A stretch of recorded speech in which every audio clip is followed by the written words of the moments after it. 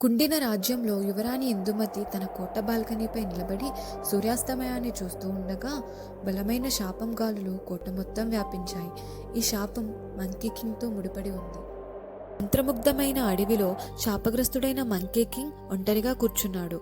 అతనిది ఒకప్పుడు అందమైన రూపం. శాపం తర్వాత అతని రూపం భయంకరంగా మారింది.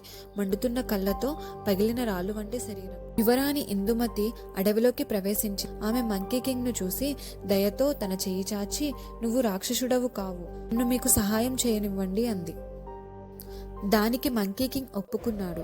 శాపాన్ని ఉపసంహరించుకోవడానికి వారు కలిసి ప్రయాణిస్తున్నప్పుడు వారి మార్గాన్ని అడ్డుకుంటూ ప్రతీకారపూరిత అటవీ ఆత్మలు బయటకు వచ్చాయి. యువరాణి ఇందుమతి తన మంత్రముగ్ధమైన కవచంతో పోరాడి అడవి మధ్యలో కాంతితో మెరిసిపోతున్న ఆలయాన్ని కనుక్కున్నారు.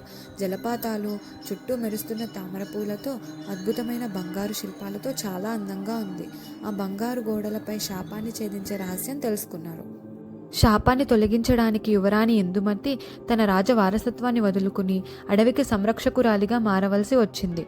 ఆమె కళ్ళలో కన్నీళ్లతో మంకీ కింగ్ హృదయాన్ని తాకింది. శాపం గాజులా పగిలిపోయింది. అడవిని బంధించిన శక్తులన్నీ వదిలిపోయాయి.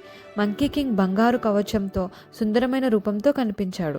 శాపం పోవడంతో మంకీ కింగ్ అడవికి రక్షకుడయ్యాడు. ఇందుమతి ఇప్పుడు మాయా సంరక్షకురాలిగా మారింది.